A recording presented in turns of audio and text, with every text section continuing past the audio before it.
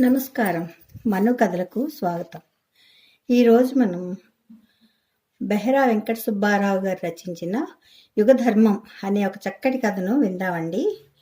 ఈ కథలు మధ్యతరగతి మందహాసం అనే సంపుటి నుండి తీసుకున్నానండి. ఈ కథలోకి వెళ్తున్నానండి. జగన్నాథం ఈరోజు కూడా రాలేదు అన్నాను.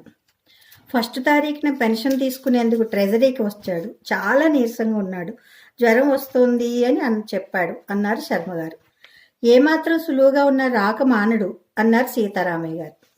మేము అంటే రిటైర్ అయిన వాళ్ళం మొత్తం 6 ప్రతిరోజు సాయంత్రం జగన్నాథస్వామి ఆలయం వద్ద కలుసుకుంటూ ఉంటాం. ఆ ఆలయ ప్రాంగణంలో దాదాపు ప్రతిరోజు ఏవో ప్రసంగాలు ఉపన్యాసాలు ఉంటాయి. చీకటి పడే వరకు అక్కడ కాలక్షేపం చేసి ఎవరింటికి వాళ్ళం వెళ్ళిపోతాం. మాకందరికీ అదో కాలక్షేపం. ఆ రోజు సాయంత్రం తిరిగి వస్తుంటే జగన్నాథాన్ని చూడాలనిపించింది. కడపలో పనిచేసేటప్పుడు మేము జగన్నాథము ఒకే ఇంట్లో అద్దెకుండేవాళ్ళం.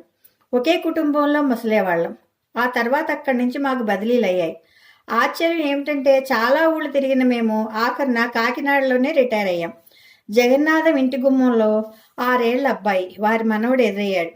బాబు, తాతగారు ఉన్నారా అడిగా.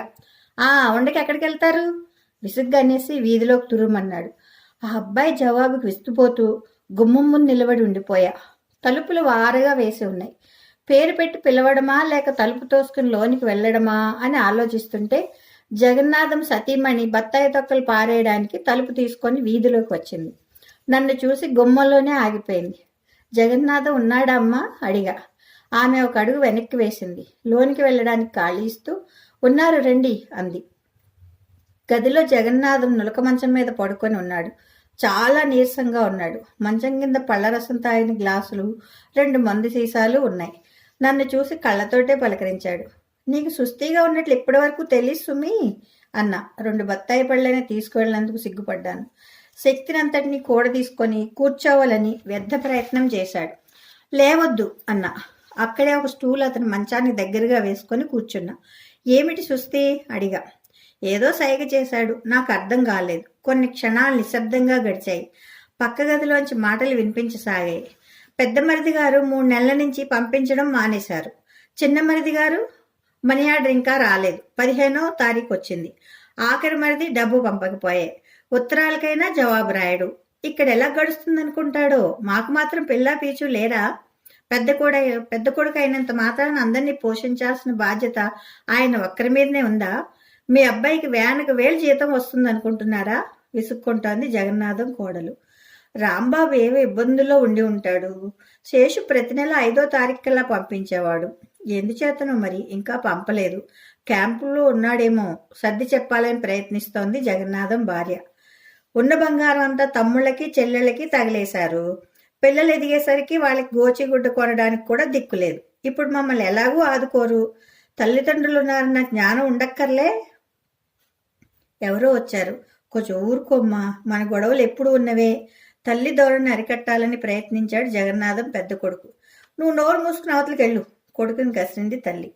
మీ మామగారిని చూడడానికి సుబ్బరామయ్య గారు వచ్చారు చెప్పింది జగన్నాథం భార్య. నా ఉనికిని తెలియజేస్తే కోడలు మాటలు తగ్గిస్తుందని ఆశించింది. వారి మాటలు ఆగిపోయాయి. జగన్నాథం నాతో ఏదో అనాలని ప్రయత్నిస్తుంటే నా బల్లని ఇంకా దగ్గరగా వేసుకుని ముందుకు వంగున్నా. మన తల్లిదండ్రులు వాళ్ళ అన్నదమ్ముల మధ్య ఉన్నంత అన్యోన్యత అనురాగము మన అన్నదమ్ములలో లేవు. మన అన్నదమ్ముల మధ్య ఉన్నంత ఆత్మీయతాభిమానము మన పిల్లల్లో కనిపించవు. తరం మారిన కొద్దీ అంతరం పెరుగుతోంది. ఇక ముందు జనరేషన్లో అన్నదమ్ములు కూడా స్నేహితుల్లా పలకరించుకుంటారేమో చిన్న స్వరంతో నీరసంగా అన్నాడు. అవునన్నట్లు తలూపాను. పిల్లల్ని కన్నాం, వాత్సల్యంతో పెంచి ప్రయోజకులను చేశాం. కాబట్టి వాళ్ళు మనల్ని అంత్యదశలో ఆదుకుంటారని ఆశించడం ఒట్టి అవివేకమే అవుతుందోయ్ అన్నాడు మరలా. మౌనంగా ఉండిపోయా. లేని శక్తిని కూడా తీసుకుని మాట్లాడుతున్నాడు జగన్నాథం. మన తల్లిదండ్రులకు మనం ఏ పాటి చేయగలిగామో గుర్తు తెచ్చుకుంటే మన పిల్లలు మనల్ని ఆఖరి దశలో ఆదుకోవడం లేదన్న ఆవేదన అంతగా ఉండదోయ్ అన్నాడు. పోనీ హైదరాబాద్కి వెళ్ళి 2వ అబ్బాయి దగ్గర 10 రోజులు ఉండి రారాదు అన్నాను ఏదో అనాలని. నా సూచనని తిరస్కరిస్తూ అడ్డంగా తల ఊపాడు జగన్నాథం. అలా తిరగడం మొదలు పెడితే మా బ్రతుకులు తిరగడమే అయిపోతుంది. నాకు 4 కొడుకులున్నారన్న సంగతి మర్చిపోకు అన్నాడు. ఎవరో వీపు మీద చెళ్ళుని చరిచినట్లయింది. అనాలోచితంగా అలా మాట్లాడినందుకు సిగ్గుపడ్డా. ఆహా, అది కాదు నా ఉద్దేశం. హైదరాబాద్లో అయితే పెద్ద డాక్టర్లు ఉంటారని మాటలు మారుస్తూ తొట్రుపాటు పడ్డాను. కాఫీ తీసుకోండి అన్నయ్య గారు అంటూ కాఫీ గ్లాస్తో వచ్చింది అతని భార్య. బావగారికి సుస్థిగా ఉందని నాకు తెలియదమ్మా. 4 రోజుల నుంచి కనబడకపోతే చూసిపోదామని వచ్చా అన్నాను కాఫీ అందుకుంటూ. అక్కడ 10 నిమిషాలు గడిపి ఇంటికి బయలుదేరా. దారిలో జగన్నాథం అన్న మాటలు గుర్తుకొచ్చాయి. మన తల్లిదండ్రులకి మనం ఏ పాటు చేయగలిగామో గుర్తు తెచ్చుకుంటే మన పిల్లలు మనల్ని ఆఖరి దశలో ఆదుకోవడం లేదన్న ఆవేదన అంతగా ఉండదోయ్. ఎంత సత్యం ఉంది అతని మాటల్లో. మేము 4 అన్నదమ్ములం. కాకినాడలోనే అందరికీ ఉద్యోగాలు, అందరికీ పెళ్లిళ్ళయ్యాయి. నాన్నగారు రిటైర్ అయ్యారు. అంతా కలిసే ఉండేవాళ్ళం. అమ్మదే ఇంటి పెత్తనమంతా. మేము జీతాలు తెచ్చి అమ్మ చేతిలో పోసేవాళ్ళం. అమ్మ చెప్పిందే వేదవాక్కు. ఆమె నిర్ణయాలకి తిరుగులేదు. సమిష్టిగా కొన్ని సంవత్సరాలున్నాం. తర్వాత ఉద్యోగరీత్యా అందరం విడిపోయాం. ఎవరి బతుకులు వాళ్ళం బతికేవాళ్ళం. అయినా అమ్మ అనుజ్ఞ ప్రకారం నడుచుకునేవాళ్ళం. ఇంట్లో పెద్ద దిక్కులేని సంసారాలు గడపడం మాకు కష్టంగా ఉండేది. మా దగ్గరికి రండి అంటే మా దగ్గరికి రండి అని అత్తమామల్ని కోడళ్ళు ఆహ్వానించేవారు. కారణం, అమ్మ కోడళ్ళ చేత చేయించుకునేది కాదు. తనకి కోడళ్ళ మడి ఆచారం నచ్చదు కాబట్టి వంట ఇంటి పూచి అంతా తనే తీసుకునేది. అమ్మ అందరి కోడళ్ళ పరిస్థితిని గమనించి ఏ కోడలను ఆదుకోవాలో నిర్ణయించుకుని ఆ కొడుకు దగ్గరికి వెళ్ళేది, నాన్నగారితో సహా. ఆమె నిర్ణయాన్ని వ్యాఖ్యానించే శక్తి కానీ అధికారం కానీ ఏ కోడలికి ఉండేది కాదు. అలా కొన్ని సంవత్సరాలు గడిచాయి. మరి దురదృష్టవశాత్తు అమ్మకి పక్షవాతం వచ్చి మంచాన పడింది. ఎంత వైద్యం చేయించినా గుణం కనపడలేదు. నాన్నగారు శారీరకంగాను మానసికంగాను కృంగిపోయారు. వయస్సు 80 దాటాయి. చూపు మందగించింది. చెవులు సరిగా వినిపించేవి కావు.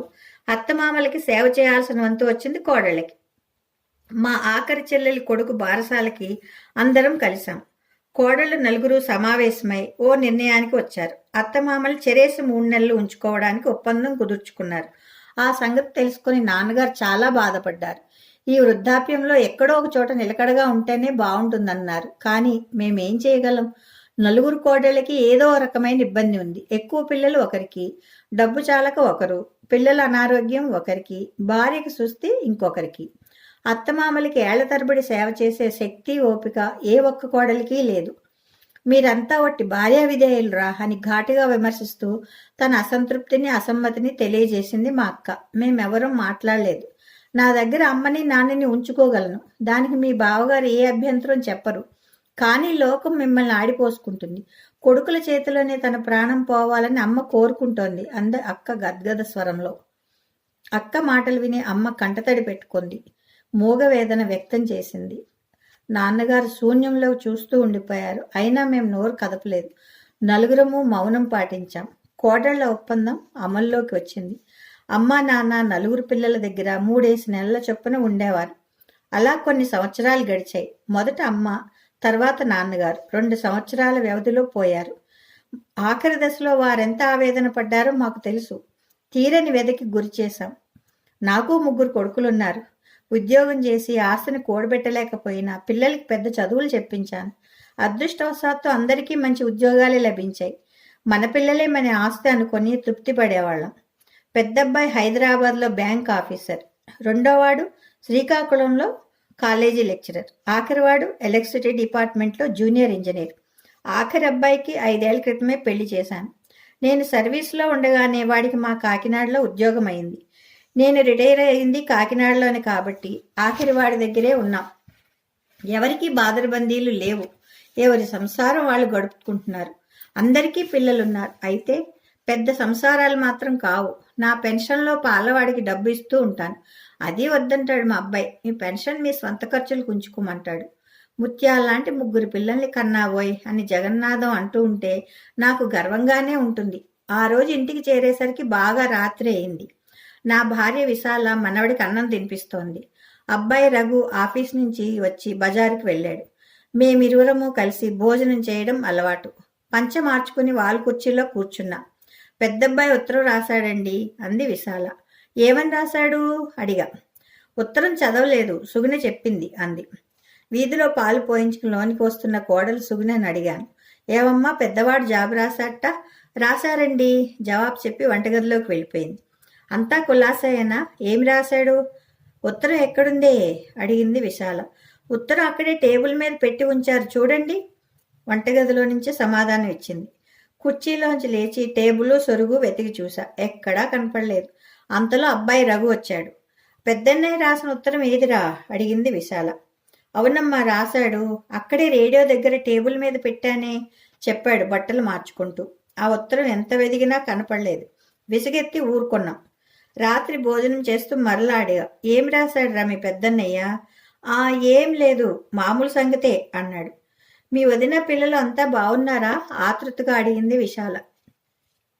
పెద్ద కొడుకు పిల్లలు అంటే అత్తయ్య గారికి చెప్పలేనంత అభిమానం అనేసి నవ్వుమొహం పెట్టింది సుగుణ. కోడలి మాటలకు విశాల మనసు చివుక్కుమంది. ఆ సంగతి విశాల మొహంలో కొట్టవచ్చినట్లు కనిపించింది. అయినా అత్తా కోడళ్ల మధ్య ఆ పాటి మాట విసురులు ఉండడం అతి సహజం. అప్పుడప్పుడు మాటలు విసరడం ఈ మధ్యనే మొదలుపెట్టింది సుగుణ. గమనించినా పట్టించుకోనట్లు వినిపించుకోనట్లు ప్రవర్తించేవాణ్ణి. విశాల చాలాసార్లు నాతో అంది, కోడలు ధోరణి మారుతోంది సుమండి అని. ఉత్తరం కనిపించకపోవడం చాలా ఆశ్చర్యంగా ఉందిరా అన్న మాట మారుస్తూ. ఆఫీస్ నుంచి వస్తూ రేడియో కింద పెట్టాను నాన్నగారు అన్నాడు. ఇంకేమని రాశాడురా అడిగా వాడు ముభావంగా ఉండడం గమనించి. మిమ్మల్ని ఇద్దరినీ పంపమని రాశాడు అన్నాడు పొడిగా. ఎక్కడికి? హైదరాబాదే కంగారు పడింది విశాల. పఖాలను నవ్వింది సుగుణ. అత్తయ్య గారు, హైదరాబాద్ అంటే కాశీయో కలకత్తాయో అనుకుంటున్నారా? అది మన తెలుగుదేశమే. మన కాకినాడలానే ఉంటుంది, ఇంతకన్నా చాలా పెద్ద పట్టణం అంది సుగుణ. ఎందుకు రమ్మని రాశాడురా అడిగింది. 10 రోజులు ఇక్కడ ఉంటారు, పంపమని రాశాడు నాన్న చెప్పాడు పీటమించి లేస్తూ. ఆ రాత్రి నాకు నిద్ర పట్టలేదు. పెద్దవాడు అర్జెంటుగా రమ్మని ఎందుకు రాశాడు? పిల్లలకి ఒంట్లో బాగుండలేదా? భార్యకి సుస్థిగా ఉందా? ఆలోచనలో పడ్డాను. ఏమండి, పెద్దవాడి దగ్గరికి వెళ్దామండి అడిగింది విశాల. నీకు వెళ్ళాలని ఉందా అడిగా. అవును, ఎందుకింత అర్జెంటుగా పంపమని రాశాడు? ఏమో మరి, అది తెలీదు. ఉత్తరం కనపడితే బాగుండు, చదివితే అర్థమయ్యేది అంది నిరుత్సాహంగా. వివరంగా రాసి ఉండడు, రాస్తే రఘు చెప్పడు అన్నాడు. మన్నాడు ఉదయం చాకలికి బట్టలు వేస్తూ, ఎల్లుండికల్లా తప్పకుండా తీసుకురావాలి, అత్తయ్య గారు మావయ్య గారు హైదరాబాద్ వెళ్తారు చాకల్ని హెచ్చరించింది సుగుణ. అయితే తాతగారు హైదరాబాద్ వెళ్తారా? నేను మీతో వస్తా. నా వడిలో కూర్చున్న మనవడు నానాజీ మారాం చేయడం మొదలుపెట్టాడు. అలాగే బాబు అన్నా. రేపే వెళ్దాం అన్నాడు చలాకీగా. రేపే ఎలా వెళ్తారా? 10 రోజులు ఉండాలాయన. మంచి రోజు చూసుకోవద్దు? అయినా హైదరాబాద్ నువ్వెందుకు, చదవక్కర్లేదా? కొడుకుని కసిరింది సుగుణ. తెల్లమొహం వేశాడు నానాజీ. 4 రోజులు గడిచాయి.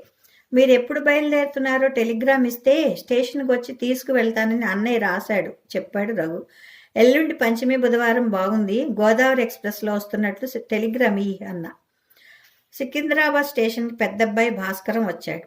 ట్యాక్సీ మీద ఇంటికి తీసుకొని వెళ్ళాడు. మమ్మల్ని చూడగానే ఆప్యాయంగా పలకరించి ఆదరంగా ఆహ్వానించింది పెద్ద కోడలు సావిత్రి. మనవలు మనవరాళ్ళు మమ్మల్ని వాటేసుకున్నారు. వారి ఆదరణకు ముగ్ధులమయ్యాం. ఏమ్మా సావిత్రి, అర్జెంటుగా మమ్మల్ని పంపమని ఉత్తరం రాయించావు, బెంబేలెత్తి పారిపోయి వచ్చామనుకో అంది విశాల. కారణం లేకుండా కలహం రాదు, అవసరం లేకుండా ప్రయాణము ఉండదు అత్తయ్య అంది నవ్వుతూ. అదే ఆ కారణం ఏమిటో ఆ ఉత్తరంలోనే రాస్తే మేమింతగా అడిలి చచ్చేవాళ్ళం కాదుగా అంది విశాల. అయితే ఆ ఉత్తరం మీరు చదవలేదా? అత్తా కోడల సంభాషణ వింటూన్న భాస్కరం అడిగాడు తల్లిని. లేదురా, మతిమరుపు బడుద్దాయి. మీ తమ్ముడు ఉత్తరం తెచ్చి ఎక్కడో పడేశాడు, ఎంత వెతికినా కనపడలేదు. అమ్మని నాన్నను పంపు, 10 రోజులుండి వస్తారు అని రాశామని మాత్రం చెప్పాడు అన్న. ఒక్క క్షణం ఆగి అన్నాడు భాస్కరం. మీరు కాకినాడ వదిలిరారు, పిల్లలు మిమ్మల్ని చూడాలని ఉందంటారు. మాకు రావాలనున్నా పిల్లలతో వస్తే ఎంత ఖర్చో మీకు తెలుసుగా. తక్కిన మనవల ముచ్చట కూడా మీరు తీర్చాలి. ఇక్కడ కొంతకాలం ఉంటారని రమ్మని రాశా నాన్నగారు విడమర్చి చెప్పాడు భాస్కరం. తాతగారిని మామగారిని మన ఊరు తీసుకురమ్మని పిల్లలు ఒకటే పట్టు, అందుకని రప్పించక తప్పలేదు అత్తయ్య గారు అంది సావిత్రి. సరి మంచి పనే చేశారు ఆప్యాయంగా కోడల్ని చూసింది విశాల. పెద్ద మనవడు రోజు సాయంత్రం వేళ నగరంలోకి తీసుకుని వెళ్తూ ఉండేవాడు. కాలక్షేపం బాగుండేది. చార్మినారు, ఆబిడ్ సెంటర్, కోటి, గోల్కొండ చాలా ప్రదేశాలు చూపించాడు. రోజుకొకటి చొప్పున. ఆనాడు సాయంత్రం పబ్లిక్ గార్డెన్స్కి వెళ్దామన్నాడు. 3వ మనవడు ప్రకాష్ కూడా వస్తానని పేచీ పెట్టాడు. తాతయ్య గారు, ఐస్ క్రీమ్ కొని తెస్తా అంటూ క్యాంటీన్ వైపు వెళ్ళాడు పెద్ద మనవడు. ప్రకాష్ ఎదురుగా ఉన్న క్యాంటీన్ పేరును కూడా బలుక్కొని చదవడం మొదలుపెట్టాడు. వాడు 2వ తరగతి చదువుకుంటున్నాడు. ఏరా బాబు, నువ్వు బాగా చదవడం లేదట, మీ నాన్న చెప్పాడు అన్న. బాగానే చదువుతున్నా తాతయ్య గారు, ప్రైవేట్కి కూడా వెళ్తున్నా. నాన్నగారు ఎప్పుడు అలాగే అంటారు. నాకు 8 ఎక్కాలు వచ్చు. డాక్టర్ గారి అబ్బాయి రామానికి 5వ ఎక్కం కూడా రాదు. ఎప్పుడు టీచర్ వాడిని తిడుతూ ఉంటారు చెప్పాడు. ఎలాగైనా నీ చదువు బాగులేదురా. 2వ క్లాస్ వాడికి 12, 16 వరకు ఎక్కాలు రావాలి. రోజు నా దగ్గర పడుకో, ఎక్కాలి, ఇంగ్లీష్ పేర్లు అవి చెప్తా, క్లాస్లో ఫస్ట్ రావాలి తెలుసా అన్నా బుజ్జగిస్తూ. ఎన్నాళ్ళు చెప్తారు తాతయ్య గారు, మీరు ఇక్కడ ఉండేది 3 నెలలేట కదా అన్నాడు. 3 నెలల ఎవరన్నారు అడిగా కలవరంగా. అమ్మ నాన్న అనుకుంటూ ఉంటే విన్నాను. ఇక్కడి నుంచి శ్రీకాకుళం వెళ్ళి పెద్ద చిన్నాన్నగారి ఇంటి దగ్గరికి వెళ్తారట కదా, అక్కడో 3 నెలలు ఉంటారంట. మీరు మళ్ళా మా ఊరు వచ్చేసరికి 12 కాదు 16 ఎక్కాలు అప్పు చెప్తాలేండి అన్నాడు అమాయకంగా. నిర్వీణుణ్ణయ్యాను. పెద్దవాడు ఐస్ క్రీం తెచ్చి ప్రేమగా అందించాడు. తినాలనిపించలేదు. అయినా వాడి తృప్తి కోసం తీసుకోక తప్పింది కాదు. హైదరాబాద్ అంటే హడలి చచ్చాను. ఇక్కడ కూడా బాగానే ఉంది సుమండి అంది విశాల. అయితే ఇక్కడే ఉండిపోవాలనుందా అడిగా. ఏం తప్ప, ముత్యాలాంటి 3 పిల్లల్ని కన్నాను. మనకి సౌఖ్యంగా ఉన్న చోట ఎంతకాలమైనా ఉంటాము. మనకి అడ్డేమిటండి అంది. ఆమె అమాయకత్వానికి జాలి వేసింది. యుగధర్మం ఆమెకు తెలీదు. కథ సమాప్తం. ఈ కథ ఆంధ్రజ్యోతి వారపత్రిక సెప్టెంబర్ 14వ తారీఖున 1981లో ప్రచురింపబడిందండి. కథ బాగుంది కదండి. ఈ కథ మీకు నచ్చితే లైక్ చేయండి, షేర్ చేయండి, కామెంట్ చేయండి, సబ్స్క్రైబ్ చేసుకొని నన్ను ఎంకరేజ్ చేయండి. ఉంటానండి. ప్రేమతో మీ మను. అన్నట్టు చెప్పడం మర్చిపోయానండి, మాది కూడా కాకినాడే. అందుకే కాకినాడ అంటే నాకు చాలా ఇష్టం. ఉంటానండి. మీ మను.